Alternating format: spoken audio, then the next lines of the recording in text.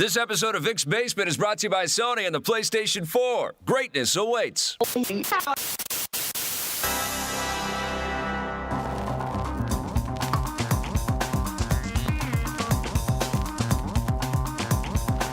Welcome to my basement, everybody. My pal Scott Jones is with me and Skyping in. Yeah. We're dropping the pretense, we're dropping the lies and the horse shit that Ben Silverman is actually here in Vancouver. This is unbelievable. He's broken up into a tiny million little bits. He's flying through the air. He's coming down through the antenna where we also get City TV on the top of the roof of the EP network building here in downtown Vancouver, going all the way down to the very basement, traveling along the electrical cables.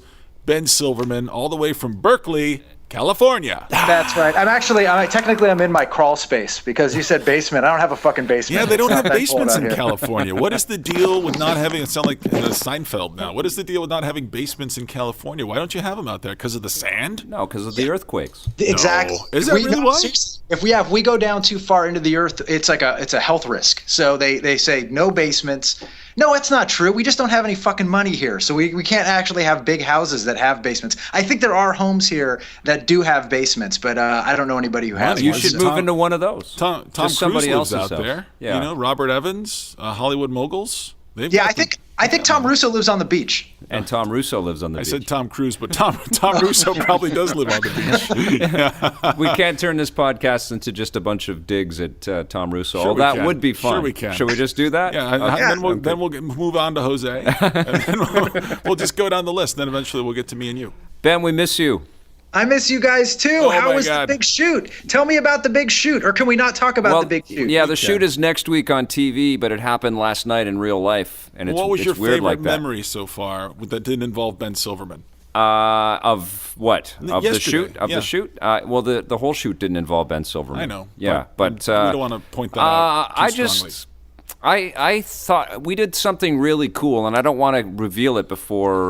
Reveal it. Why not? Okay, we're doing a Sweet 16 bracket face-off thing all week long on the on Reviews on the Run as part of our Rocket Raygun's countdown to the best game of the year, and it was just such a cool way to approach the discussion. It was Scott and Rob Koval, our producer, and myself sat in our office, and we said, the real discussion here isn't about all of the categories, because we kind of know who's going to win in those categories, but it's about the best game of the year, and there's been lots of good ones. Why don't we just face them off against each other? We wanted to create a show that was a reflection of what happened in 2013. This was a year unlike any other year in the gaming business, and so we thought we'd have a little bit of fun, so we broke it down. First day was the 8 games on one side of the Sweet 16 bracket. The next day was the other 8 on the other side. And anyway, that's going to be fun how that whole thing plays out. And we were sad that you weren't part of the discussion. I'm not sure you would have changed things dramatically.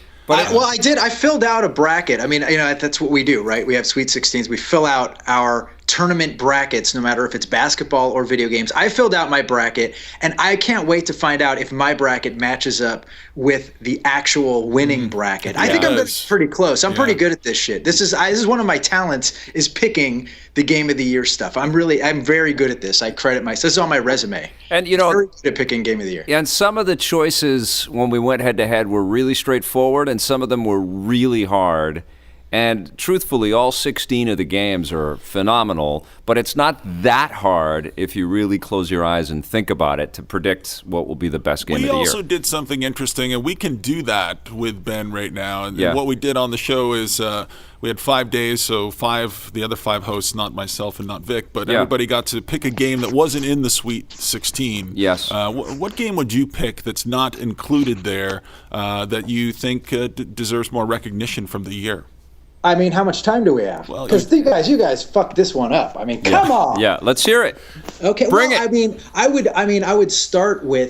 I would start with Rogue Legacy. I don't know how that game wasn't on there. That was a spectacular game. So much fun. It was everything I like out of a roguelike game, but it didn't feel like a roguelike game. It didn't feel like you were just kind of banging your head against the wall, over and over again and grinding. Like roguelike with ghosts and goblins kind of It's also a Canadian game in Toronto by Stellar Door. Super cool game. We love that game. Fools we are. Yes. I know. I love that game, and that was really one of my favorites. And then I would go with another piece game that came in late, end of the year, the Stanley Parable, which I don't know if you guys played. No, I don't know this game. holy crap. It's very artsy. Scott, it's going to be one of those games that's going to drive you crazy. You're going to love it and you're going to hate it. I know you, and you love and hate these artsy kind of games. And it is very artsy. It's very I guess it's very kind of self-deprecating. It knows what it is. It's basically a commentary about games and gaming and how ludicrous this whole that sounds like an article. Is. That doesn't sound like a video game. Yeah, it's part video game, part experience, part article. It's all about sort of following this narrator who is narrating your experience as you're playing it, but you're tempted to not follow the narrator. In fact, I think most people who play it expressly don't follow the narrator and find out what happens, and the narrator kind of keeps struggling to keep up with you bailing out on the path, and he gets more and more kind of upset with you in very funny ways. It's a lot of Portal, like, a lot of kind of GLaDOS. It channels a lot of that. Very smart, very funny. What does it look like? I love this because I can't even imagine what it looks like. Just give me a visual. Well, it runs on the Source engine, so it's very Half-Life 2. I mean, again, Portal, it kind of looks like you're walking through... Like Portal 2 with Stephen, what's his face there? Stephen Merchant. Yeah, I mean, it doesn't actually have him, but yeah, I mean, I think the narrator... He sounds like, I don't know if it's the same guy from Thomas Was Alone. I don't think it is, but it's like another kind of haughty British voice, right. And who's kind of falling apart and losing his shit as you're. Big planet. It's kind of cool how narrators have become so prevalent in video games, and that sort of omnipresent voice as you're doing some of these actions is always there. It reminds me, and you guys are old enough to remember this, those old Carol Burnett skits where. The writer would be sitting at the table and writing everything, and then the actors would have to kind of perform what was being said, and they always sort of screwed things up. It kind of reminds me of that. You know what? Achievement unlocked. First time Carol Burnett's ever been mentioned on the podcast. And only you two would get it. So Rogue Legacy, the Parable of Stanley. What was it called? Stanley Parable. Stanley's Bad Date. Yeah. Yeah, Stanley's Bad Date. I would also put Tim Conway on the tournament bracket again. except for the Dorf stuff. Yeah, he wasn't good as Dorf. No. The Dorf was terrible, but on the show he was great. Yeah. Seriously, what was it called again? It's the Stanley Parable. And it's a Steam game. Yes. Okay. Yeah. Okay. You got to check it out. I promise I'll follow more closely after this. No, we will check it out. So I those see are your people two talking picks. about Those are great. So that's Twitter it. all the time. Anything else? Oh my God, so many. Well, Saints Row 4 could have been in there. That was discussed. Yeah, that came up. That was Raju. No, we shouldn't say who it is. Yeah, what are you doing? Sorry. Spoiler alert. It's so weird because it was yesterday, but it's tomorrow, or then it's the future. It's so weird. Yeah. Okay. So Saints Row 4, you like that game? I did. I love that game. I mean, is it better than Grand Theft Auto 5? No way in terms of its kind of scope and what it does. But that game was so much stupid fun. And that's one of those games that you'll go back to and play. You play it for a while, you review it, you think it's cool, and then you kind of ignore it for a month, then you pop it back in and you're like, there's so much still going on in this game that's fun to do. So those would be in your bracket then? I would. Well, I don't know. I would keep going. I mean, I don't remember what I chose. Or what I would have picked that you guys didn't pick. Well, tell us what your game of the year would be based on all the titles that you played this year. Well, I'm still sorting that out. I got to be honest with you. It takes a long time to kind of get to the bottom of that. But I would say it's really maybe a 3 or 4 horse race for me. So here are my 4 top games. I'm going to just leave it there. Okay. I would say Tomb Raider for me. Which I know that Scott, you guys were a little bit cooler on. No, I had a blast with it. I love that she becomes this Terminator at the end of the game. I mean, it's ridiculous how violent she is by the end of it. You have a blast with everything. I have a lot of fun in my life. There's lots of blasting. I know. Well, I mean, you don't have any, so I have to take all of the fun. No, and have I have it all. blasts when the blasts are appropriate. Okay. All right, we've established it. Anyway, you have mini blasts. Okay, Tomb Raider is one. Okay, that's great. Terrific pick. I'm going to put Tomb Raider there. I'm also going to put The Legend of Zelda on the 3DS. I had a blast with that game. Blast number 2. That's the second blast of today's podcast. 2 blasts. Yep. Double blast. I mean, that game was so good. I wanted everybody to play it. I remember, Vic, you were in New York. Yep. I had a spare code for that game. You're running around going to the PlayStation event. I unfortunately couldn't go because of this baby that showed up at my house that I have to take care of for the next 10 years. I know, it's a real drag. Seriously, he ruined my life. But, well, now you can take it out on him for the rest of his. I know, it's good. It's definitely gone to my favor because I'm bigger than him, so he has to do what I say. It's awesome. This is, I guess, what it's like for Jose to work with me. Like, no matter what I do, he knows he could just beat the shit out of me, and then and I have to do what he says. I finally get a taste of that. It feels good, guys. It feels good. So Zelda, I was so excited about that game that, Vic's running around New York and we're talking about it. He's like so bummed that we're not hanging out. I'm like, I know, but I'm playing Zelda. And he's like, I don't have my code. I don't have it yet. Yeah. So I gave you a code. Yeah. I know. And it was one of those games that you just want everybody, as you're playing it, you want everybody else to be playing it so you can talk to them about it. And not only that, but you want everybody to get the damn gold 3DS because it's like no, really only you need that. It's such a beautiful homage to the whole franchise. Though I love it. It's like the game plays on any 3DS. I know, but it's just and it's the so 2DS. Perfect. All right, it's the perfect marriage of game and console. All right. Scott, he had a blast with the gold. I had a blast with that gold 3DS, man. I've seen it. You hold it in front of my face, and I have to roll my eyes. And it hurts from all the eye rolling I have to do. Listen, that's 2 games that you mentioned so far. What's the third? Well, my third is Grand Theft Auto 5, and I hate myself that I say that because I feel like I appreciate the game more than I like it. You know, like I play it. One game of the year at VGX. Mm-hmm. Yeah, it did, and I think that makes sense. It's the biggest game of the year, and I think it's easy to make the case for why it's the most important game of our industry this year.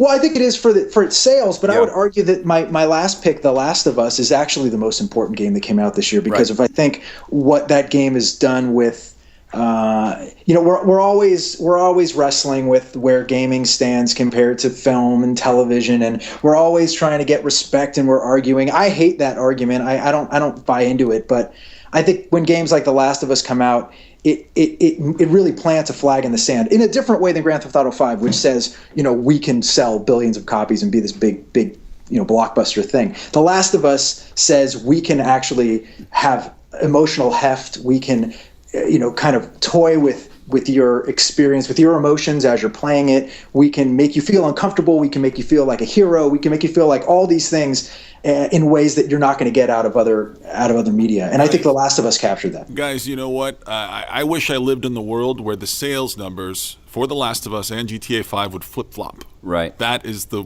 gaming world I that I wish we lived in. The Last of Us did really well, though, and did pretty well. Yeah. But do you follow any of that stuff, GTA Ben? 5. Like, do you know how many copies it sold? Did it sell as much as the Uncharted games? I don't have them on the tip of my tongue or anything. Yeah, I don't. If you guys would have given me I needed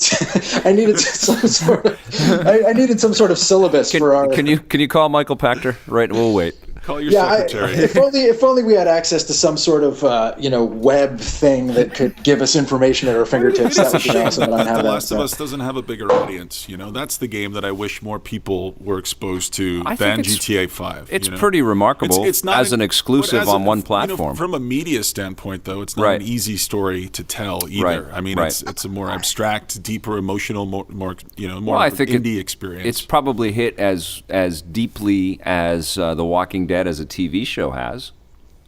I think it's not fair to really compare it to either to Grand Theft Auto or The Walking Dead because those are franchises that have established, they've dug their roots in. The Last of Us is a new IP, and it was only on the PlayStation 3. Grand Theft Auto was a multi-platform game, so sales are going to be reflected in that as well. Yeah, I think The Last of Us hit like 5 or 6 million copies, man. I think it is not it's not a small game. I think it's a movement now. I'm not saying it's a small game, and I'm not saying it's a flop. I'm just saying I wish that it had the exposure that GTA 5 does. I wish more people could see it and enjoy and appreciate what it's about because that is a special game. Yeah, GTA 5 is a marvel, and there's so much work and effort and energy, and I admire the engineering of it, but it doesn't feel special to me. Well, it also feels like you could guess that game. You could guess the choices. Yeah, if I had to imagine GTA 5, I could imagine it. I had no idea where I was going with The Last of Us, for sure. Yeah. Ben, have you been, congratulations on the birth of your son, by the way. Yeah, tell us, what was the birth like? Thank you. First of all, thank you guys. I don't know, is there a siren in the background? Siren, yeah, that's just what it's like when you have babies around. Are you burning toast? Alarms. Yeah. Thank you guys for congratulating me on getting a girl pregnant. I know it's pretty awesome, and it's a very hard thing to do. Done. You're so virile. I did. Just talking to you, Vic and I are pregnant now. Yeah. It was pretty awesome. I got to one day I'll tell you guys how it happened when I actually had the sex because it was. You go under really, blankets. Oh yeah, you guys know you get to put. We don't talk about sex with girls on this show. Okay. Only with between men and Wookiees. No, but congrats, man. Yeah, You're seriously. a dad. How do you feel? What's it like? I feel. Did you guys ever see Apocalypse? You guys saw a movie called Apocalypse Now. Did you ever see that movie? Did. Where Martin Sheen comes out of the water. You feel like like Marlon Brando? Yeah, the hotel scene. That's kind of what it's like. Every night I wake up, I'm covered in blood. I'm crawling on the floor. I've got sheets wrapped around me. I'm sweating. I think my child, his name is Sam. I'll tell you guys, his name is Sam. Yeah. Sam, to me, in this analogy, is the Viet Cong. And my wife is Colonel Kurtz, because I think she's the only one with any semblance of control, whereas me and the child are just like totally crying all the time. Oh, man. Now, can I share a text that you sent to me a little earlier today describing what you were doing last night while we were having our holiday party? Sure. Are you sure? Yeah, go ahead. This is kind of like a poem that you sent him. Yeah, it is a little. He says, I'm so jealous of all the Reviews on the Run group pictures. Last night I played NBA 2K14 for a while, then I ate a super burrito, and I wiped yellow shit off the sofa. I was laughing for about 10 minutes. Fatherhood. Yeah, I can't wait to join you guys. That was the night before, too, and it was also the night before that. That's just what I do. I think Peggle 2 was the night before, right? That's true. I just switch up the game. Occasionally the shit turns colors and went from green to yellow. Hopefully it'll be brown tonight, because that's a lot more fun. But Well, we have a lot of people that miss you on the show, man. We have a lot of people asking where you are and what's been going on with you. There was a blowing clams reference yesterday. Yeah. It came from Jose. A little shout out to Ben Silverman. Yeah. I don't know if it made it in the final edit. You know how Rob Koval is. Yeah. Hatchet man. Cuts everything out. That's what he's so, known as. yeah, you were very much here in spirit. Yeah. I am so thrilled to hear that that a blowing clams reference made it. I don't even know if everybody knows what that's about. It's a Buddy Rich, an old jazz drummer, a great line. You can look it up on the internet, listeners of the podcast. I recommend Googling it. Yes. Yeah, Google that. But I'm glad to hear that Jose actually learned something from me for the many years that I've been trying to teach him. I think you've been a great culture. example Yeah, you for have. him. Yeah. I mean, he's been following your workout tapes, obviously. That's true. That's true. Look at. Do you believe what he looks like now? That's the game of 2013. We have to fire him because now he's the best looking guy in the show. I know. So that he's done. That's right. Yeah. Then so he was great. Well, then Victor Lucas. But we liked him second. as the jolly fat guy. Then and Sean so he's Hatton. gone. Yeah, it's like Jonah Hill, right? He's totally got a Jonah Hill thing going on. Or Jack Black. Like when those guys lose weight, not so great anymore. So I'm trying to get Jose to eat some super burritos himself and crack it on him. Are you at work now? Are you able to? Are you back freely? at Yahoo Games or like? What are you doing now? Are you just home still with being a new dad? Paternity leave. Paternity leave. Yeah, Is that? I imagine Yahoo's got a pretty liberal paternity leave policy. Yeah, I took a little bit of paternity leave. I left for a little bit, but it was right when this baby arrived in the 2 days before the Xbox One. Yeah. Mm-hmm. Which meant, 2 days before the PlayStation 4, which meant I was out for the launch of the PlayStation 4 and the Xbox One. Yeah. Which is it's just weird. It was weird for us too because they had them at the same time, and we were at launch parties and stuff, and none of us were home. And I think that's true about the whole game business. Nobody was home to play these things as they were hitting, and the fervor was building because people kept having these events all over the place. Well, that was one of the cynical stories that came out of the events was all the embargoes were lifting while everyone had been flown away to various exotic locations. It was weird. So the reviews were like, how are we going to get these reviews out? We're at our exotic location. Yeah. I I was actually in a hospital the entire time, trying to get updates. Is the PlayStation 4 out? Did it actually get out on time? I had no idea if anything was showing up at the office or at my house. I was had people coming by to check the mail. If you see a giant package with PlayStation branding on it, please don't leave it on the porch. Put it in the house, Yeah. And so I'm still playing catch up. I'm still trying to the blue pulsating light of death on the PlayStation 4. I'm just learning about all that stuff now. I'm just now. I didn't even know about this. Yeah, are your machines working? There were issues with some of the PS4 launch consoles and some of the Xbox One consoles. My PS4 was a piece of shit. Didn't work. It didn't? No, it had Wow. the light was. I had a blue light, and I had no signal on my television, and I had a stack of 20 games. Oh. This is Most of them you could play on the PS3 though. I couldn't play Flower, guys. What was I supposed to? So what happened? Did Sony fix everything? Yeah, they did. They were actually really great, and I got to say, Sony, considering how I think crappy they were leading up to the launch of their system, and just in terms of, and no one was ready. That New York event got slapped together. I think so many people were kind of frustrated that they had to fly to New York to play this thing at a review event and come home with the console. It's such an awkward way to review something. And but I actually kind of liked the, and I saw some of Jeff's coverage of the PlayStation 4 launch and stuff like that on Spike. I like the event of it. It feels like this was a year where, obviously, look at the sales. People were really, really excited to get back into the console game this year, and I feel that it was weird and it was totally different than it's ever been, but I think it went off pretty well. It's been exciting to get these machines out the door and into people's homes and stuff, and, the games could be better for sure, but it's great to have new machines. It's awesome.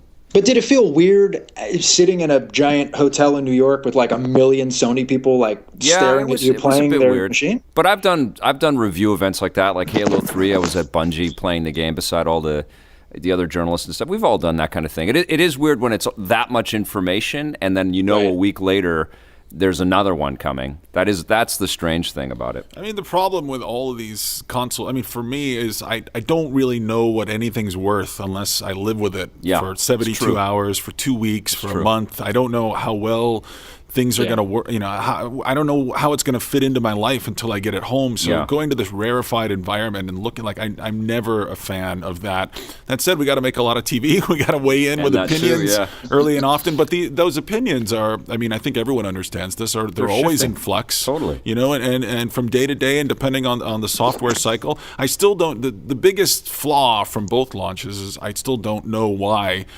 we still just accept the fact that every launch is going to have bullshit titles. We've been doing this for so long. The medium's 60 years old now. Why can't we have better launch titles at this point? Why are the games just a titch better than the previous generation? And we just say, we'll accept that. I think there's been a lot of... Knack looks like a PS2 game, for God's sakes. I know. But there's been a lot of, people sort of banding around the fear of consoles fading away. And I think a lot of people were hedging their bets. They wanted to see how these things would sell before they would launch. And there were so many studios closed in the last generation, and a lot of them, were attempting to be out in that first year with games, and that screwed them up right away. Remember Factor 5? They were amazing. They were an incredible company. They made that shitty flying dragon. They made Lair, and it was a launch PlayStation 3 game. I remember you kept trying to love it because they finally, as you always, you keep trying to love me. It's been almost 10 years now. I know, but one day. But I remember when they integrated the motion controls for the PlayStation 3. You're like, I got to play Lair again. I got to try this. When they put it, when they took the motion, because they made it motion control only to begin, and then they gave you dual stick control finally, and it improved the game immensely. But it killed it killed the company. That's heartbreaking. And I think there were so many lessons learned in the last gen that people were really, really nervous. And now there are a lot less studios in the world, as we know, that are capable of this. You would hope that, if there's any silver lining to there being fewer studios, is you would hope that would have been reflected in how these launch lineups were handled. And I think what's happened over the years, as Scott brings up, why won't they learn their lesson? What's happened is not only have they not learned their lesson about releasing crappy launch games, but they've increased the number of crappy launch games that get released now. Yeah. You have these lists of 20 games, 22 games or something. Games, and you look back on the Super Nintendo, that had Super Mario World and I think F-Zero and Pilot Wings or something. That was it. For 3 years. And that was all you needed. Yeah, but Super Mario World was amazing. And Super Mario 64 carried the N64 for 3 until GoldenEye came out or whatever. That's all you needed for a long time, was just one pack-in monster game, and that was sort of did it for you. But now it's they've got to give us, instead of one killer pack-in game, they give us 30 kind of mediocre games, and I don't like it. I agree. Well, they're all in competition with their previous machines still. There's still life in PS3 and Xbox 360. And they're in competition with this era of apps as well, and I think that they have to come out of the gate with this suite of different products that they can appeal to this very fragmented audience with. And it's a really complicated time to be launching these kinds of things. And there was a lot of skepticism about the value and the necessity of these machines. But goddamn, I mean, these things are selling like crazy, and I think they're going to be huge, successful hits at Christmas. Than getting a new console or a new piece of technology, getting it home, and then having nothing to do with it. And that's what I feel like. I live with two supermodels now who won't fuck me. Yeah. And I just look at it. I watch them sleep all the time. That's all I do. I'm sorry for swearing. I'm playing NBA 2K14 on both machines because I bought it twice because I'm an idiot. But I love the damn game. I know you do, buddy. And you had a blast playing it. I had a blast. And I'm having a blast with Assassins, and I'm having a blast with Lego Marvel. So I think if people have made the shift over, there's still lots of good stuff to play. Yeah, they've got lots of games they can buy on other systems. Yeah, they do. And that was the same thing with the Wii U launch as well. It was all let's talk about Nintendo. Ben, weigh in a little bit with some perspective on where Nintendo stands right now from your point of view. Well, I mean, there are two Nintendos. There's the Nintendo who releases games like Legend of Zelda and Super Mario 3D World, and then there's the Nintendo that we have to deal with for the other 11 months of the year, who just can't seem to get their shit together. And I want to love Nintendo. So many people I think feel like game critics and reviewers are either in love with Nintendo or can't stand Nintendo. Like, we can't be in the middle on it. We have to either be like, we grew up with Nintendo and therefore, they're like mother's milk to us, or we have to be like, we hate Nintendo, they're stupid, they won't put out great games, and we're on one side of the fence. I don't think that's true at all. I think most of us have some sort of great history and memory with this company because they've been the most important gaming company arguably ever, you know. They've saved the industry, saved the business. Without them, for sure. They've saved us over and over again. Yeah. So I think I'm rooting for them, but I still don't understand what their problem is getting games out in a timely fashion, because I think that's still what this boils down to. I mean, the Wii U isn't just a terrible system. I don't think it's a great system. I think it's a system that just is dying for software and just doesn't have enough. And you look at this year. Someone asked me this year, like they bought a Wii U. A friend of mine bought a Wii U last year, not on my recommendation, but they bought a Wii U. When they went over your head. Right. They did not call me first, and they bought a Wii U and asked me, hey, what should I put on my list for, my girlfriend wants to know what I want for the Wii U, and I don't know what I want. So what do I want? And I was like looking over the list of releases this year. I came up with 3 games. I mean, three games: Lego City Undercover, Pikmin 3, and Super Mario 3D World. That was all. I was like, those are the best games I think that have come out this year, and that's it. And that's a year, and that's crazy. It's funny because I mentioned the other consoles, the new consoles being like supermodels. Living with the Wii U is like living with an illiterate man who's been in a logging accident. You just feel bad for it, and you just stroke it every now and then. Oh, come on! I know. Does your friend have a 360 or a PS3? The person who asked me about the Wii U. Yeah, of course they do. But they're trying to get into They bought the Wii U and they want to know what they're supposed to play for it. And I'm, they don't want to play games that are out on other systems. I think that Okay. All right. Okay. Well, that would be my argument about the Wii U, is that there are great ports of other from other machines. Did they make Assassins 4 for it? Yeah, they did. They did. Okay. Yeah, but the other thing about Nintendo is the backwards compatibility and the eShop stuff that was pretty impressive to launch. I mean, they have more work to do for sure. And let's talk about the 3DS. I mean, that's the console that's incredible. That Nintendo's having the most success. That's why I'm saying there's two Nintendos, because there's the Wii U Nintendo, who is a kind of disaster, and there's the 3DS Nintendo, and you're like, amazed by the quality of these games. I mean, Fire Emblem was amazing. Animal Crossing was great. They had an amazing year on that machine, on the 3DS. They had so many good games, and it doesn't take much, right? Like if you can get your console to have something killer, like one product every month or month and a half, you're rocking. And it seems like these companies have a real time hitting, a schedule like that. And I think that's when, like, even a 2-month delay or a 3-month delay gets everybody riled up. It gets us all in fever mode, And you're right, Ben. I mean, the Wii U is capable of hot gaming. I mean, Super Mario 3D World underlines that in a big way. It's one of the best things that was released this year, but we need more stuff. Right. It's a pipeline problem. And they even say that over and over again. You hear Reggie or Iwata saying, well, we've identified our problem is we can't get enough games out on time. And if you look at the last couple years, they've said that every year, like 3 or 4 times over the course of the year, like, we've identified our problem, guys. We're not getting games out enough on time. So we're going to. So what is the solution if the message coming from the industry isn't that we are hiring up so that we have more developers working in the pipeline, and we're encouraging more teams to take these AAA risks and build properties that are going to, be these huge mammoth productions that push our medium forward? I mean, is that happening? Or are developers looking at all of these issues and all of our complaints and all of this stuff, and they're saying, screw that, I'm going to go make No Man's Sky with 3 of my buddies? Well, I think that's you've hit the nail on the head by saying that games like No Man's Sky manages to steal the show at the VGX Awards in the face of Destiny and these other massive games. Yeah, you don't have to spend that money. You don't have to go big like that. And when you look at what they do over on Steam, when you look at the 2 games I talked about before, Rogue Legacy and the Stanley Parable, those were not expensive games made by very, very small teams, and some of the best experiences of the year. I think Nintendo suffers a little bit from not really getting that so well, and they've done a better job, I think, in recent years, with games like Little Inferno. When they launched the Wii U, they had a couple indie games that were kind of cool.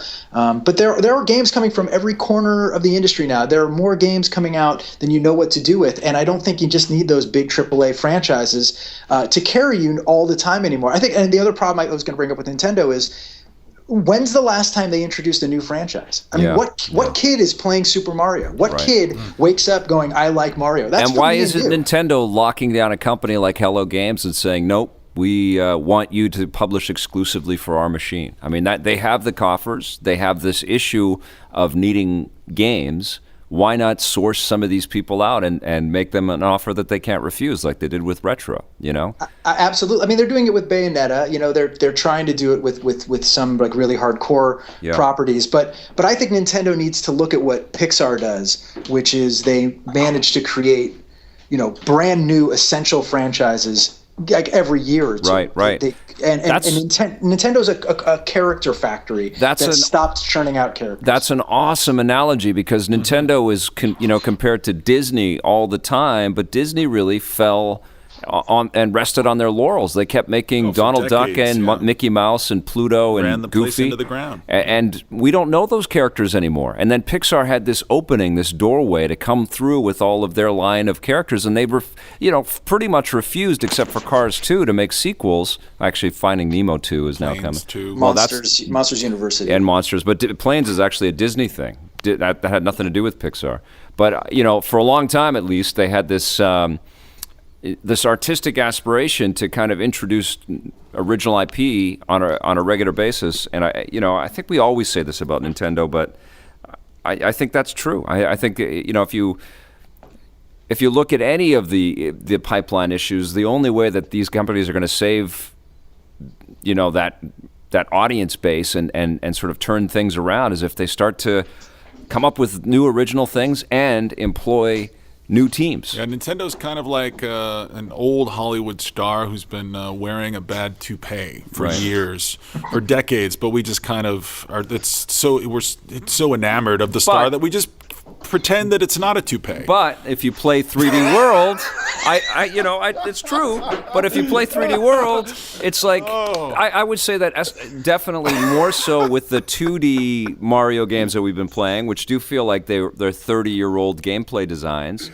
But 3D World is really clever. It's so long in the tooth, though. But it's fun. It's just effortlessly enjoyable. Why not go to retro, or why not go to next level and say, here's $50 million, make something we've never seen before, blow my mind. I think they have to do that. Or take the ideas of Super Mario and stop putting Mario and Luigi in the same 4 fucking characters in it and put a new character in it. Like, you're going to jump around, and how about just give me a new character to look at when I jump around? I am so tired of seeing Mario's fat ass. I have stared at his fat ass Toad doesn't cut it. 30 years. And Toad is a non-character. Does not He's cut a non-starter. But you can play as him. I don't want to play as Toad. Is Toad a boy? Toad is a boy? Do we have clarification on Toad being a boy? I think Toad has both. Toad has both. Yeah. That is so hot. So what do you see for 2014? Let's talk about the future, because you've been in this business for almost as long as Vic has at this point, almost 20 years, right? Jesus, yes. Yeah. We don't need to talk about that. Listen, can I tell you something that makes me feel really old? I don't know if you guys are aware of this, but this week, Doom turned 20. Yeah, that's amazing. 20 years old. That makes me feel. I played that game in college. I'm dating myself. I played that game in college when it came out, and I have a good Doom story. Can I tell you a really quick Doom story? Oh my God! We love Doom stories. Welcome to Doom Stories with Vic, Scott, and Ben. You've never heard this Doom story. This might be the first time anyone in the world has heard this Doom story. This is a scoop. It's a scoop. Yeah. So I went to the University of California at Berkeley, which is also Mr. called Fancy. Yeah, right. James Cameron flying in his helicopter. Pass the ganja. That's right. That's all we did. That's all we did. Everybody Ganja 101. Yeah. Bong making 201. That's all we did. Bong making. Right. Okay. What happened? Right. Get to the Doom. Okay, so when I was at Cal, the first year I was there, sort of as I started, they started this new program called the DECAL program, which stood for the Democratic Education at Cal. And these were classes taught by students, which is a crazy idea, but you would actually get credit taking a class taught by a student under the kind of tutelage of a professor. And these classes were always ridiculous. It was like, I think they still have it now. 101. That's bong making 301. They had, they still have it now. You can take like a Harry Potter class. Oh, yes. Yeah, it's amazing. That'll be useful. So when they launched this, one of the classes they had, I took a bunch of these. I took like a 70s film class. I took a kind of weird gaming class. And then I took a class on B movies. And it was awesome. We watched all these old sort of Russ Meyer films and Roger Corman, and it was a great class. It was really fun. And the final, at the very end of the year, we had to create our own B movie. We had to actually go out and film a B movie, and that was if you did it and it was okay, you passed the class, you got credits. If not, do you still have a copy of that? Because that would work on our show. It's on VHS. Wearing crazy hats. I have it on VHS. Mine was called Bike Man. It was about a superhero who rode a bike. And we don't need to talk about that anymore. But this is why Hey, I'm getting to the point here. The point here is there was another guy in the class, a guy by the name of Christian, and I don't remember anything else about him except his name was Christian. And he made a movie. His movie was called Dumb Shit Melvin. And this is what happened in Dumb Shit Melvin. A guy is playing Doom in his bedroom. This is in like 1994, so this is right after this. Everyone knows what Doom is. We're basically losing our lives to Doom over and over again. Yeah. And that's the premise for the film. So this guy is sitting in his bedroom playing Doom, and his father screams at him to come downstairs for dinner. But he's like, okay, I'll come down, and then he doesn't go down, and he continues to play the game. And his father screams at him again, and he's yelling at his father, I'll be down in a minute. And he keeps playing the game. And then his father comes upstairs and opens the door and threatens him, and the guy beats the shit out of his father. And that's the entire movie. And when he beats the shit out of his father, it's way over the top, like blood, gore, gory, terrible B movie. I think he comes on him at one point. It was just totally ridiculous, totally disgusting, totally hilarious, totally uncomfortable. And here's the great part about it. Yep. The guy who played the kid who was playing Doom is John Romero. Oh my God. I know. Crap. It's John Romero. John Romero starred in a movie playing a guy playing Doom who gets so upset and he's so aggro playing Doom that he kills his father. And that's out there in the world right now. Someone's got a copy of it. It's got to be on YouTube somewhere, right? It's not. No, you can't find it anywhere. I've tried to track it down. We have to get John on the podcast, man. That's hilarious. Holy crap. Man, we have to see that movie. Melvin. Dumb Shit Melvin. Dumb Shit. Look at maybe some. Holy crap! Did you meet Romero back then? I knew who he was when I saw the movie in class. I watched this thing and I kind of thought that looks like the guy that I saw on the cover of I don't know what game magazine, EGM or whatever the hell was out at the time. And I was what was the story? Was he friends with him or how did? Yeah, I guess he grew up with him and Christian grew up together, and Christian just had this crazy idea. People were giving Doom a lot of shit at the time. It was starting to kind of become a controversial game. Sure. So he sort of made this very tongue-in-cheek, very astute reference to violence in video games and real world violence. I mean, this is in '94 in a student film, and somehow convinced John to do it. I mean, that would no one would do that these days. No game creator would be in something like that. No. And so I remember years later, I interviewed John Romero for a Daikatana thing. Yeah. By the way, we have to laugh every time we say Daikatana thing, yeah. I have a Daikatana story, actually. Yeah, I'm still John Romero's bitch. Yeah. And I asked him about it, and he got like a big grin on his face and was like, "You saw that movie?" And I'm like, "Yeah, I saw it." I'm like, "Do you have a copy?" And he said, "Somewhere I do." And that's awesome. And that's it. So I know that he remembers it. He knows what he did. He hopefully has a copy, and hopefully you can get your hands on it because I would love to see it again. Oh my God, that's amazing. He is a wizened veteran now, man. He's done every damn thing. But he's been through ups and downs. Oh God, he's reinvented himself more times than Cher. All of those Dallas guys, and it's crazy that it's 20 years for Doom, and Carmack leaves id this year too. It's insanity what's happening in the business. There's so much change. It's like earthquake level changes happening. Thank God we're not in a basement. Oh, actually, we are. We are. But listen, you promised a great Doom story, and you delivered. That was amazing. Now, I've got a quick Daikatana story. Oh, my God. A quick one, because we never have time for Daik. We're all out of time today, everybody. Well, I was, like Eidos was all about spending a ton of money on that game, as we remember. We were the only TV show covering stuff back then. So we went to Ion Storm in Dallas while they were building it.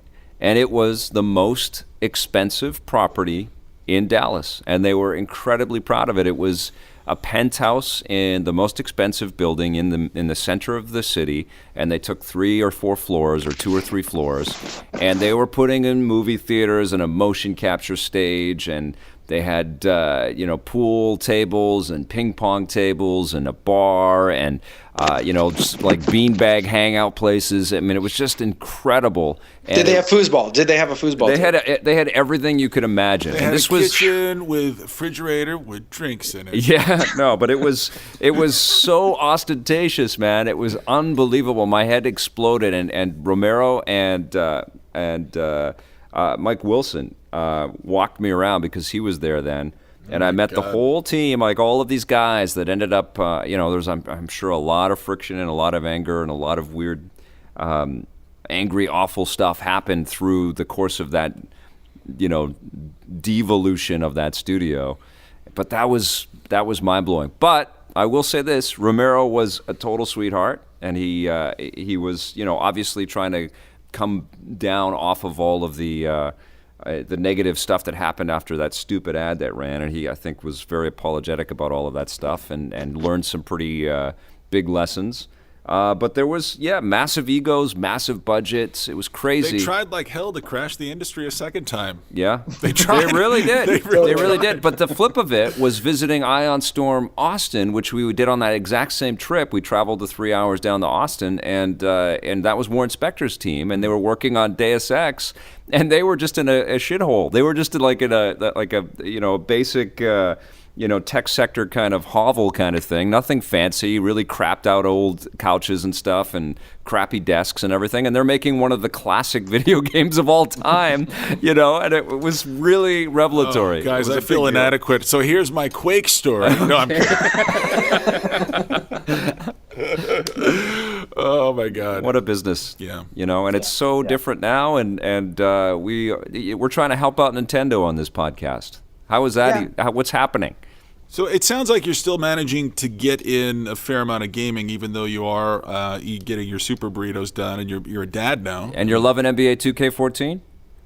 Yeah, I am actually. Well, I'm liking it. It's been breaking. They've been having problems with NBA 2K14. There's all these online connection problems. Yeah, I know. And the sharing is borked on both of the games, on PS4 and on Xbox One. This is the new world we live in, where you buy a video game and you play it, and it breaks like 15 times, and you're like, oh, it only broke 15 times. That's pretty good. I know. To break 20 times. Which again, underlines the value of Grand Theft Auto 5 and that had a broken online thing. Tons of online problems. Okay, then Mario. I mean, you go back to Mario, and it's like, well, this is a bulletproof piece of software. We'll go back to fun. Super Mario World for the SNES. I don't think it ever crashed in the history of and you could download that on your Wii U. Perfect. Yeah, games are big and complicated. I know. I get it. Yes. We need to solve it, though. I mean, I don't think The Last of Us launched with all of those issues, and that was a game that definitely changed and challenged us in a big way. Like there weren't complaints about that. Look at the stuff about Battlefield 4, and there was glitches in Batman Arkham Origins. I mean, look at this year we've had, though. We all, looked at the iOS stuff as being sort of a bellwether for where we're going to go, and I feel so ambivalent about it, and it feels like the rest of the world does, too. Yeah, I know. Yeah. I don't know what happened, but it kind of just faded. Well, there's some great games. Did you play Device 6, or did you play...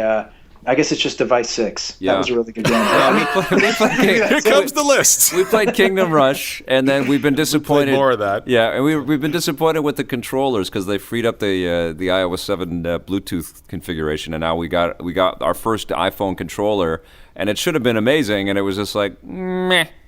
Well, it's like you don't really. It's weird because you want that. You think you want that. You're like, oh, if only I had a controller to play this shitty shooter on my iOS device. And then you get a controller, and you're like, what the fuck am I playing this on my iOS device? I should go play it on my television. Shooter, at the end of the day. Yeah. Yeah, it's I agree. I think the iOS thing it's just going to stay, I think, in its compartment and why you use it. You're going to use it when you're at the airport, but I don't know if they're going to change that into a big living room experience. And now that we've got the new consoles, I agree, Vic. I was really skeptical about the success of these consoles and how they're going to be. But I'm back on my couch. I'm so excited to play these things. Even though the games kind of suck, I keep turning them on. I'm like, I don't really want to play knack. It's pretty bad. But I keep trying it because I'm like, well, maybe there's something I'm supposed to find in this that's amazing in next gen. And that's a bad example because I lied. I'm not playing knack. I'm playing some games on the Xbox One. But it's exciting sitting in front of your TV again, and feeling like, you're going to have a future doing this. Absolutely. And the Xbox One, as we said in the review, is a surprise. I really thought that was just going to come in like a screaming molten chunk of lava, like it was just going to be just so much destruction when it landed, because it just felt like they had such a huge ask of the machine and of our patience, and they had so much to tell us about, and it's actually cool. Like a lot of the stuff is still kind of buggy and not as fluid as you want it to be, but it's pretty damn cool, the stuff that it can do. I'm shocked how much I use the Kinect voice commands, considering how I would have, a year ago told you I would never do that. I would just want to use my remote control. But having a baby, it turns out, is the key to needing to say things like, Xbox, watch ESPN, because what happens is my wife has been watching Lifetime, and now I have the baby in my hand, and the baby is shitting and doing whatever the baby's doing, and I don't know where the remote control is, and if I get up, I'm going to get shit all over me. So I've just got to scream things at my television, like, the Xbox, show me something awesome. Is the Hobbit? Xbox, is the Hobbit on? And then it just shows me the Hobbit. We definitely have to build a reality show around that. We just have cameras of people yelling at their TV with their babies in their hands. Yeah, I mean, I talk more to my television now than I talk to the baby, I think. I still refuse to talk to the Kinect. Do you? Yeah, it's actually sought counseling. It's like, he won't talk to me. I don't understand. we don't talk anymore. We don't relate. You've got your cameras kind of tilting down, like hanging its head. Yeah, the one time I had to do was in Dead Rising, where you had to yell at the zombies, and I felt so silly. Yeah. I'm just, hey! Yeah. What do I say? Yeah, I know. Zombies! It is a new world. I want to hear actually from listeners that have bought the machine how much yelling at their Xbox we they say do. every week we want to hear from listeners. We've never put a listener on the air. We've never. But in the comments or in the Twitters or in the Facebooks, Okay, we want to see your words written on the webpage. You tell us, and we'll talk about it some more. Yeah. So what are you excited for, Ben? 2014, No Man's Sky, is that the only thing? I don't know. That No Man's Sky. I don't know, man. Why is everyone? I mean, it was a trailer. It was a trailer. So I don't know. I'm not. Titanfall? I mean, it looked neato, but yeah, Titanfall. We saw it at E3, and it was so awesome. And I'm still excited to play it. I've cooled a little bit on it because I realize how shitty I am at first-person competitive shooters, and I just know I'm going to get my ass wiped up. Yeah. But it looks really good. Destiny, of course, I think is incredibly ambitious, and that looks really interesting. Watch Dogs, disappointed that didn't come out this year. You still remember our visit to Bungie last year? Oh yeah. Remember when that slide came up and the guy said, and here are some exotic capes. That was the best part. I remember writing down in my notes -exotic capes question mark. Yeah. So Watch Dogs. I'm sorry for interrupting. Keep going. I don't know what else is coming out. The Division. The Division, right? Yes. There's that. Do you think we're getting Uncharted next year, or is that going to be a 2015 game? I think that'll be 2015. Those guys take their time. Yeah. They take their time. I'm psyched about Infamous. That thing looks like the realization of what they've been building towards with that franchise. I can't wait for that game. Absolutely. I mean, it's one of those games that when I envision myself playing it, or when I envision myself getting it and like seeing the game box, I'm not that enthused. I'm like, I've already done this. I've played it a bunch. But it's one of those games you pop it in, you start getting into it, and 5 hours have gone by and you don't even realize. You're collecting orbs. Yeah, you're trying to find the blue shards. Yeah. That's right. The crackdown effect. Yeah. Have you got buds or people in the game biz, maybe that aren't, journalists or whatever, that have picked up these machines that are talking about it with you? One friend who just decided to go with the Wii U. He's out, right? Yeah. He's done it again. Like, what are your buddies talking about with these new machines? Are they buying them?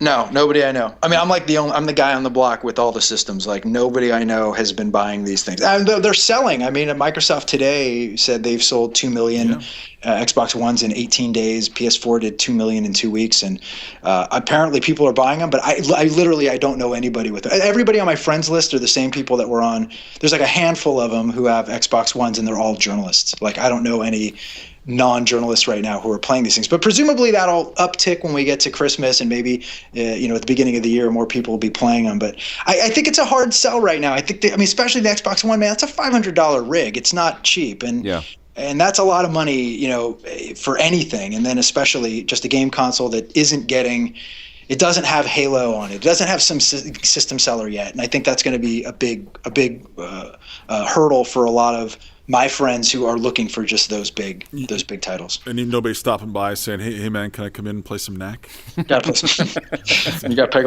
too? Knack tournament league. Have you played enough of them to? I won't ask you which console you like better, because that's a loaded question. But what about the controller?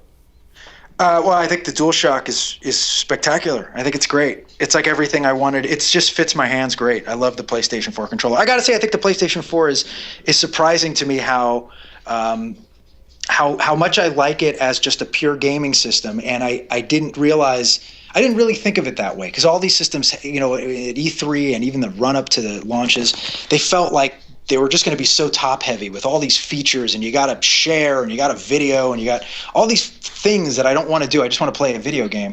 And the PS4 is streamlined. I think especially its UI is streamlined in a way that makes it very easy to just jump in and do that and then turn it off. So I've been really impressed with the PS4 as sort of an upgrade from the PS3, whereas the Xbox One, I think is big and stupid and crazy and beautiful, and there's moments where I really click with it, and there's moments where I'm like, I hate this. The front end is insane. I don't know I never know where I'm going. There's so many boxes.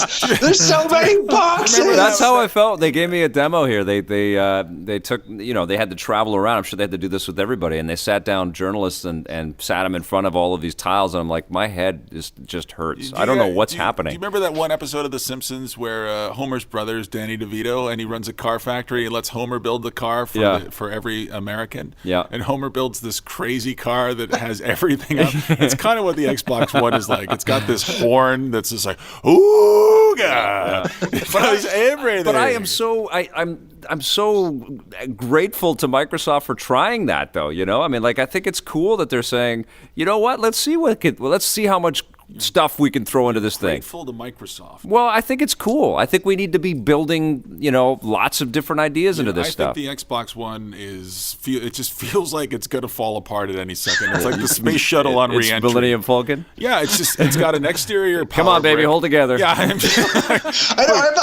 Go into hyperspace. I'm shocked that I have to leave it on all the time. That's the other thing. Like, I walk around my house and this fucking light's on all the time with it, and I'm like, that thing's going to blow up. For sure, that thing's going to blow up. Yeah, and it doesn't fit in any of the consoles that I have. You can turn it off. You can't watch TV. If you turn it off, you can't watch TV. Oh, right. Yeah. Okay. It gets super hot on the back, and you can't stand it on its side. It's not even remotely an option, so you have to just put this caution tape around it. Last week we did a Skype meeting from our office. My cats want to sleep on it. With the damn Xbox, and it was awesome. It was following me around. It's great. It does Skype. It does wonderful. Skype. And it snaps, and then you can unsnap. I'm getting mad at you now.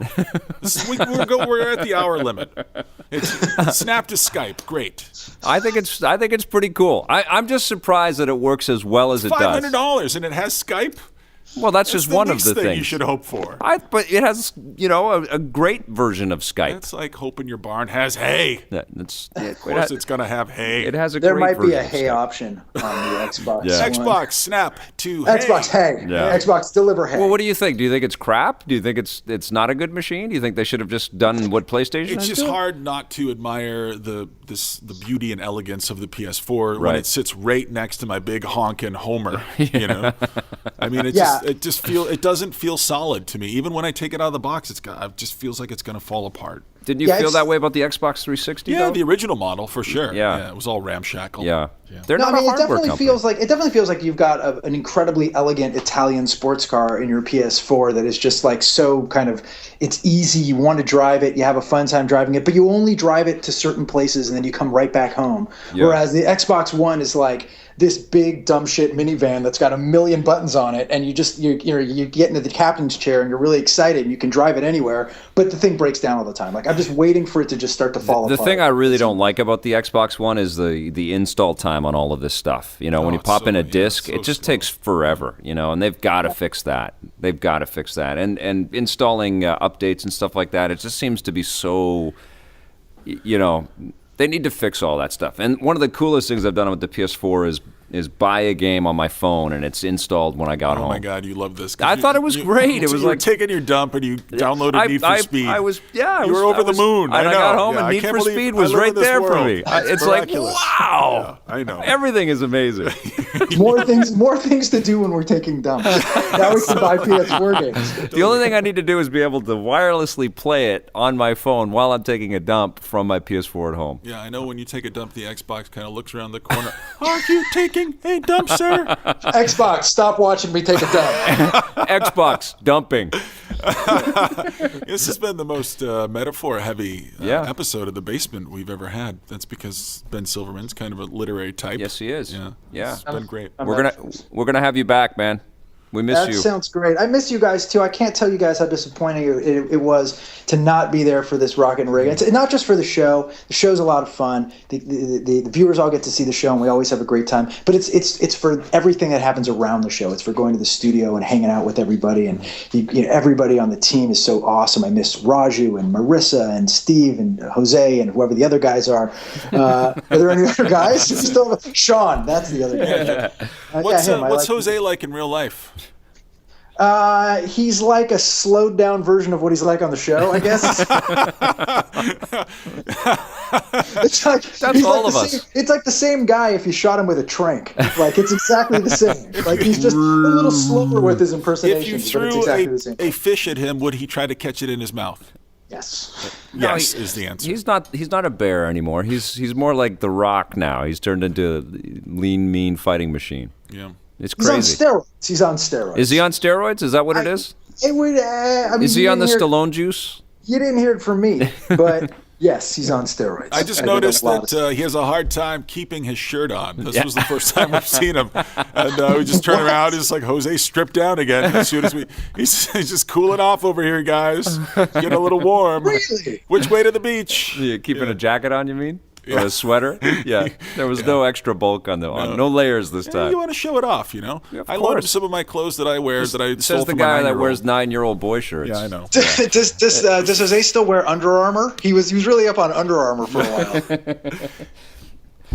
Oh man, it was a great trip. It was awesome to have everybody here. It's been a crazy year. It has been. A lot of different things have happened over the course of this year, and all of these consoles. And I am looking forward to, in the next few years of peace and harmony. Yeah, just getting onto a rhythm again with these machines. It was definitely time to make a transition. Yeah, remember 2009, 2010? Those are the salad days compared to this shit. I know. No, it's really true. And there is something to be said about getting into just one system. Like, I can't wait for the Xbox 360 and the PS3, which are going to be around for another couple of years. I can't wait for them to just officially fuck off and go into my cupboard. I want to focus. I want to be able to say, here are my systems, dude, that's it. We have to hold on to them for a long time because this backwards compatibility lack of is crap. I've got 7 systems hooked up to my TV. And there are good games coming for both of these machines, man. My TV looks like the one woman at an orgy.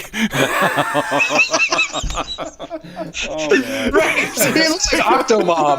I can't take any more. All right. Everything is full. All right. You bring out the best in Scott Jones, Ben Silverman. All right, buddy. We're going to say goodbye. Okay. Have a great holiday, my friend. Okay, you guys too. Listen, I hope to see you guys at the Game Developers Conference. That's in my neck of the woods down here in San Francisco. Please come. We're coming. We'll probably be down there in January. Don't make promises we can't. No, I'm sure. I'm sure we're coming soon. We love you, buddy. We miss you. Love you, buddy. Too. All right, I love you guys. I'm a big fan of you guys on the show. I like the tall one. We can't wait to see you in real life soon. Yes. Okay. See you guys. Hug your family. I will. I'm gonna go try to wipe some shit off. Okay, perfect. All right. And thanks for listening, everybody. Do you want to yell out Stitcher? Oh, Stitcher. There it is. Stitcher. Stitcher. Thanks for listening. We'll be back next week with a very special Vic's Basement. Are you going to thank the PS4? Oh, yeah, absolutely. Thank you, Mr. Sony and Mrs. PlayStation or Ms. PlayStation. Knack, I secretly love you. And Knack, your beautiful-looking game with all kinds of artistic objects in there. PS4, we really appreciate your support, and thank you all for listening. Thank you, Mark Cerner.